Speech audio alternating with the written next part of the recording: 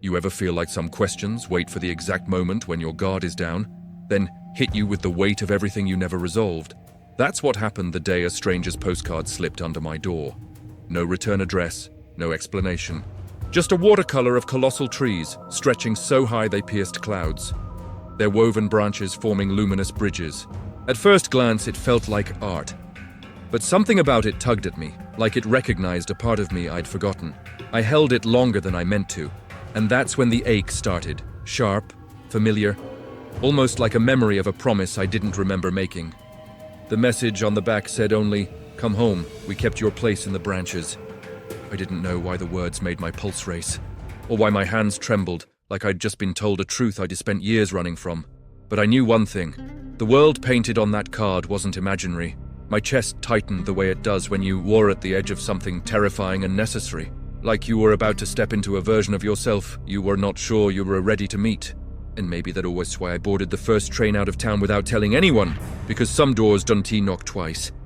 Some roads demand an answer the moment they appear, and some invitations feel like they've been waiting your entire life. What I didn't know then was that the postcard wasn't just calling me to another place. It was calling me back to someone I had once been.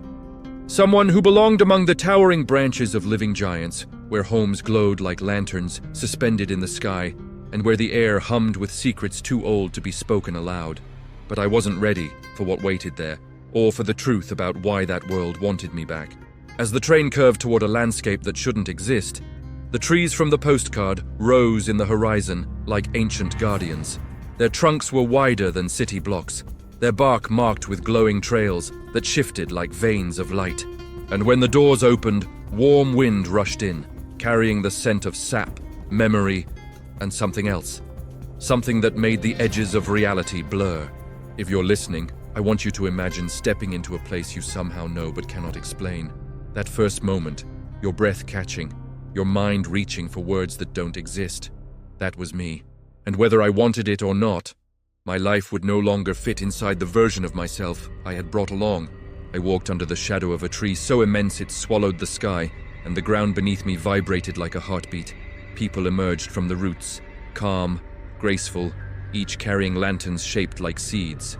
Their eyes followed me not with suspicion, but recognition, like they'd been counting the days until I returned. "Welcome back," one of them whispered, her voice trembling. "We were afraid the city had eliminated your memories." That word hit me like a blade, dipped in truth. Eliminated, as if someone, or something, had carved pieces out of my past on purpose. And that was when the first crack appeared in the story I thought I knew about my own life. There's something strange that happens when a place claims you, before you understand why. You feel both lost and found, terrified and comforted, pulled forward and held in place. But curiosity is a force stronger than fear, and I kept moving, climbing the spiraled wooden staircase that wrapped around the colossal trunk. Every step felt like walking upward through time. Halfway up, a young man brushed past me and muttered, "Don't look down unless you're ready to remember everything." Naturally, I looked down. The world spun, not from height, but from recognition. I saw flashes, children in woven hammocks hanging from branches, lanterns glowing with drifting memories, a home carved into the bark with a symbol I somehow knew was mine. And then, a name whispered inside my mind, too soft to catch but powerful enough to make my knees weaken. If you've ever felt a memory press against the edge of your awareness, begging to be let in, then you know what came next.